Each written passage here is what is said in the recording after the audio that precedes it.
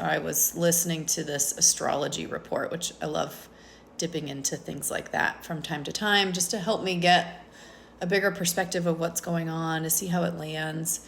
And I really appreciated what this woman was saying. I didn't even get to finish it yet, but something came up for me in the middle of it.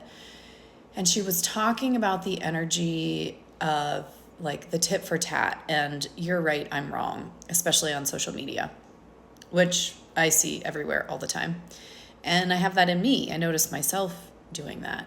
And I loved what she was saying. She wasn't judging the tit for tat. She was just kind of neutral about it. At least this was my perspective from the outside, saying that's, that energy is not going to be supportive of where we're moving. I don't even remember all the details of what she was saying. I just really got to thinking about that piece of it, the right and wrong, and the my way is the way, which is certainly a place that I can land in. And I was thinking, and what she mentioned was to stay out of that, because that's ego, which to me is also reactive brain. I got a little bug flying through. And I thought for a long time I've been reading about the ego and learning about my ego and wanting my ego to go away, and wanting to be a good person and wanting to not judge, and kind of like muscling my way through my own judgment and criticism and my own I'm right or I'm wrong, or you're right or you're wrong. And the thing that it's a mosquito. Get out of here, little guy. The thing that has changed my life, every aspect of my life, when I think about spirituality and I think about the ego and I think about the soul and how I want to be and who I want to be in this world, I think for a long time I was just trying to make those parts of myself, the ones who judge and the ones who think they're right and the ones who are worried that I'm wrong or think that I'm wrong, and is that I was trying to make those go away. I didn't fully understand what was happening for me when I was in those experiences. So I was judging my own judger and judging other people's judgers, for sure. And what my experience now is, of course, I still do that because I'm a human and I have an ego that I don't want to get rid of, because I think it's there for a reason. I want to be more aware of it. I don't want to operate reactively and unconsciously in it. I actually want to love it and the different parts of it, because its grip loosens when I do that. That's my experience. But what I didn't know all those times I was trying to not acknowledge these parts of myself or just make them go away was that it was actually an indicator for me that at least when I'm in the I'm right place, which I was just in earlier today, just to out myself, is that I've landed in pride. I think about the inner map, which is basically, it's an energetic scale of our emotions, and pride is at the top of negative emotions. And when I'm in pride, I'm thinking that I'm better than, and I'm doing all the prideful things. This isn't the pride of like, I'm proud of myself. It's the better than you pride. That all that means is that I have energy in my body that isn't moving through. So one way to go about it, which is what I did in the past, was to, oh God, I'm being judgmental. Oh shit, what should I do? Okay, I'm just not going to judge. I'm just not going to judge. Meanwhile, those voices are still back there. Those personas are still back there because the energy that's fueling them isn't moving.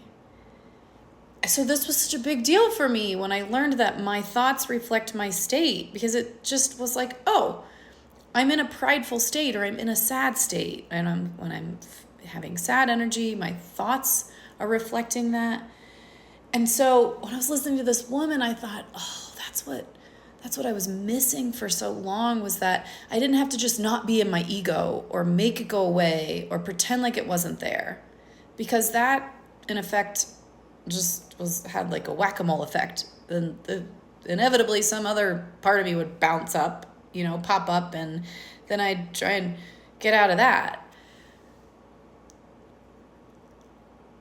What do I want to say? I think what's so powerful for me is now having a tool. Thank you, Julie Colwell, for SEW, because it is magic. It is, for me, it has changed every aspect of my life and all of my relationships, because now when I can gain the awareness of what are the thoughts that I'm spinning. Oh, I'm in my ego or my react. Oh, that's all that means. I spotted a threat. I went into reactive brain. I landed in pride. And so from there, I can go in and, I wonder what I'm actually feeling in my body. Usually it's fear that I don't want to feel when I go in, like butterflies in my stomach. Oh, I'm so scared. Right? Like this morning for me, when I was in the I'm right, I was actually scared of like, what am I missing? What if I lose connection? What if just all this fear? And so I guess what I want to share is there's a tool that if you're finding yourself in the tit for tat, or you're even judging the tit for tat, or you're trying to like get rid of your ego, all that means to me, at least the way I see it, is that you've landed in reactive brain, which means negative feelings were stirred up in your body. And when they don't move, we have judgment. We have negative thoughts. And that the way through those negative thoughts is through the energy. So, I think that's all I want to share for today. Is if you're playing around in the spiritual work and you're looking at your ego and you find yourself stuck in your ego, there's a way through that. And what I found is that I end up loving myself more, loving my ego. It has less of a grip, because that part of me doesn't have to work so hard to keep the energy at bay by spinning the negative thoughts, right? The thoughts, the beliefs, they keep me anchored in my state. So when I'm willing to just go in and shift my state, my thoughts shift with it. And I shift out of my ego or my reactive brain, and I land in my essence, which this morning for me, after moving through a lot of fear and a lot of anger and a lot of sadness, I'm like, oh, the world looks different. My thoughts are different. I see others through a loving lens. I see myself through a loving lens. I have right now, as I say that, I have this bubbly, ooh, just, I love feeling this connection to myself and to other people. This feels good in my body. So I want you to know that I think that's possible. And if you're doing this ego work, you don't have to just white knuckle your way through it. There is a step-by-step process to move through and to reconnect with your essence. So I hope you all have a wonderful day, and I'd love to hear from you. How does this land? What do you think?